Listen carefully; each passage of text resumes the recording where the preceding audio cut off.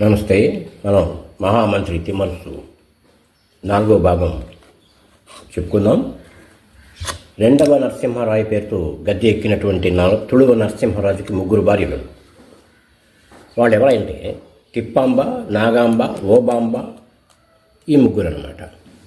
తిప్పాంబ వల్ల వీర నరసింహదేవరాయ, నాగాంబ వల్ల శ్రీకృష్ణదేవరాయ, ఓబాంబ వల్ల అచ్యుతదేవరాయ, రంగరాయ వీళ్ళని సంతానంగా పొందారు. మొత్తం 4 అన్నమాట. వీళ్ళలో శ్రీకృష్ణదేవరాయలు ముఖ్యుడని మనకు తెలుసు కదా.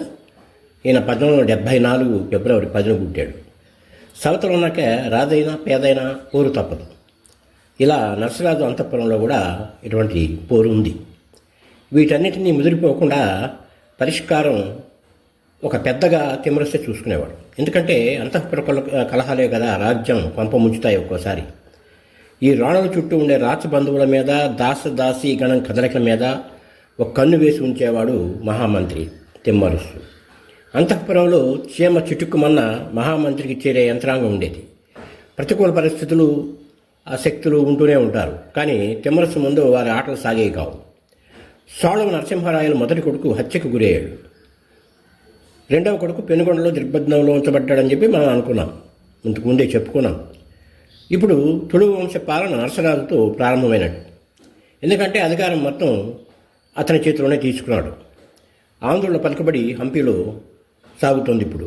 కానీ కన్నడిగులకు కూడా తగు ప్రాధాన్యం కల్పించి వారికి అశాంతి లేకుండా చూసుకున్నాడు తిమ్మరుసు.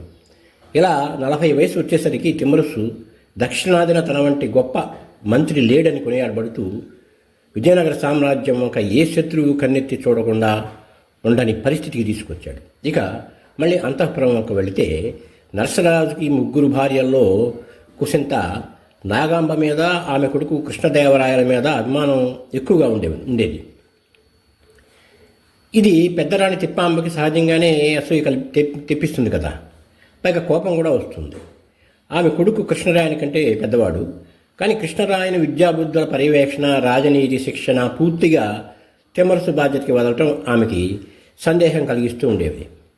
అది కాక ఈ కృష్ణదేవరాయలు బాల్యం అంతా కూడా చంద్రగిరిలో గడిచింది. వీళ్ళ తర్వాత ఎప్పుడైతే ఈ యొక్క నరసరాజు పూర్తి అధికారాలు తీసుకున్నాడో అప్పుడు కుటుంబం మొత్తం కూడా వీళ్ళు కూడా విజయనగరం చేరారు. ఈ తిప్పాంబ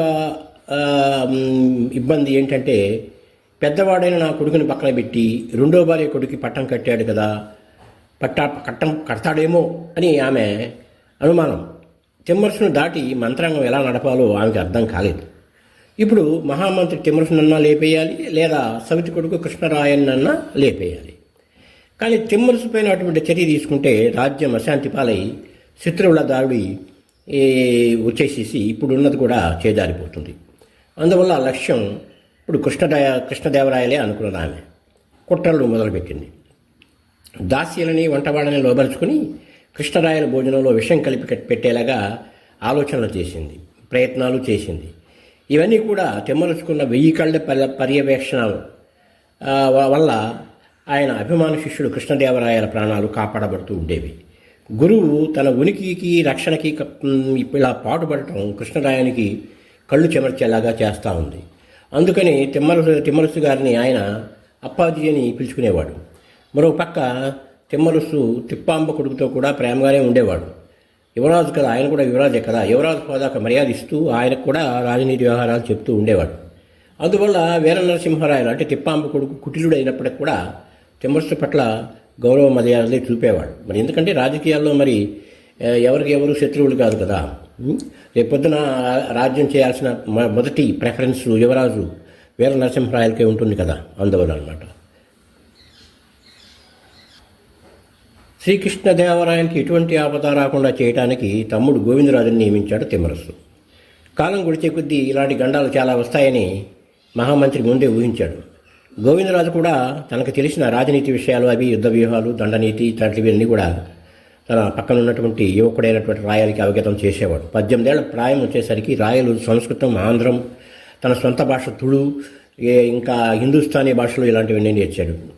సత్యసాము, విలువిద్య, గుర్రపు స్వారీలో నిష్ణాతుడయ్యాడు. దేహాన్ని బలిష్టంగా ఉంచుకునే వ్యాయామం నిత్యకృత్యంగా ఉండేది. నువ్వుల నూనె తాగి పొద్దున్నే ఆ నువ్వుల నూనె అంతా బయటకు వచ్చేదాకా ఆయన వ్యాయామం చేస్తుండేవాడిని చెబుతారు. స్వతహాగా రాయలు అందగాడు, పొట్టి కాదు పొడుగు కాదు. అయితే స్ఫోటకం మచ్చల ముఖం మీద కనిపిస్తూ ఉండేవి. జనతా వచ్చిన రాచదర్పం అతనిలో కనిపించేది. తిమ్మరసు అతనిలోని వీర లక్షణాలు, పండిత లక్షణాలు కలగలుపుని కూడా గమనిస్తూ ఉండేవాడు. భావి చక్రవర్తి కాగలటువంటి లక్షణాలు రాయల్లోనే ఆయన చూసేవాడు. రాయలు కూడా మహామంత్రిని నిత్యం అప్పాజీ అని పిలుస్తూ తిమ్మరసు మాట జవదాటేవాడు కాదు. 1503 సంవత్సరం రాయల్ తండ్రి తుళువు నరసరాజు అనారోగ్యం పాలయ్యాడు. రోజురోజుకి అది పెరుగుతూ వచ్చింది. తన మరణం సమీపించినట్టు ఆయనకి అర్థమైంది. మహామంత్రిని పిలిపించాడు. తిమ్మరసు వచ్చి ఆ రాజు ముందు నిలబడ్డాడు. అప్పుడు అన్నాడు తుళువు నరసరాజు, అమాత్య, నాకు మరణం కళ్ళ ముందు గోచరిస్తోంది. ఇప్పటిదాకా తమరు ఈ రాజ్యపాలనలో ఎంతో నాకు సహకరించారు. మీ సేవలకు విశ్వాసానికి నా కృతజ్ఞతలు. ఇప్పుడు ఉన్న స్థితిలో నాకు మాట ఇవ్వాలి మీరు. ఏంటంటే మహారాణి తిప్పాంబ కొడుకు వీర నరసింహదేవరాయలకి పట్టం కట్టండి. మీరు ఎప్పట్లాగానే మా కుటుంబానికి పాలనలో సహకరిస్తూ నూతన చక్రవర్తికి చేదోడుగా ఉండండి. అంతేకాదు నా 4 బిడ్డలు మహారాణులు ఇట్టి కలహాలకు లోను కాకుండా చూసుకోండి. మీరుంటే ఏ శత్రువు కూడా మన గడ్డ వైపు కన్నెత్తి చూడలేరని నాకు తెలుసు. ఇదే నా ఆఖరి కోరిక అని అన్నాడు చక్రవర్తి తుళువ నరసరాజు తిమ్మరసుతో. అంతేకాదు కొడుకులను కూడా చుట్టూ కూర్చోబెట్టుకుని అన్నాడు, నాయనలారా, ఈ అధికారం ఎవరి చేతిలో ఉన్నా ముందు మీరు అన్నదమ్ములు, ఒకరినొకరు గౌరవించుకోండి, ఒకటి మరొకండి. అదేంటంటే ముదిగళ్ళు, రాయచూరు శత్రువుల అధీనంలో ఉన్నాయి. అవి వాళ్ళ అధీనంలో ఉన్నంత వరకు కూడా మన రాజ్యానికి రక్షణ భద్రత ఉండదు, నిప్పుల మీద ఉన్నట్టే. అవి మళ్ళీ మనవి కావాలి, అందుకు మీరు ప్రయత్నం చేయాలి. మహామంత్రుల సలహా తీసుకుని ఆ విధంగా నడుచుకోండి అని చెప్పి హితవు చెప్పాడు. మరి కొన్నాళ్ళకి ఆ చక్రవర్తి నరసరాజు మరణించాడు. చక్రవర్తి చెప్పిన వీర నరసింహదేవరాయలకి తిమ్మరసు మీద సందేహాలు ఉండనే ఉన్నాయి. పైకి ఎంత బాగున్నా మహామంత్రికి కృష్ణరాయల మీద ఉన్నటువంటి ప్రేమ జగద్విదితం, అందరికీ తెలుసు. ఏమో ఈ తిమ్మరసు మంత్రి ఏ తంత్రం పన్నుతాడో, నాకు రాజ్యం రాకుండా చేస్తాడేమో అని వీర నరసింహదేవరాయలకి అనుమానం. అయితే తిమ్మరసు ప్రభుభక్తి అసామాన్యం.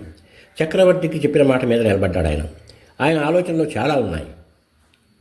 పెనుగొండలో బందీగా ఉన్న సాళు వంశానికి చెందిన ఇమ్మడి నరసింహుడు దీనికి ఎలా ప్రతిస్పందిస్తాడో, ఏం చేస్తాడో, హంపిలో సేనానులు సామంతులు ఏమంటారు, ఇన్ని ఉన్నా వీర నరసింహదేవరాయలపై మొగ్గి తిమ్మరసు అతని పట్టాభిషేకానికి ఏర్పాట్లు చేశాడు. పట్టాభిషేకం అయితే ఘనంగా జరిగింది. అయితే కొందరు తిమ్మరసు ఊహించినట్టే మేము ఆయన రాదైతే మాత్రం కప్పాలు కట్టమని చెప్పి తిరగబడ్డారు.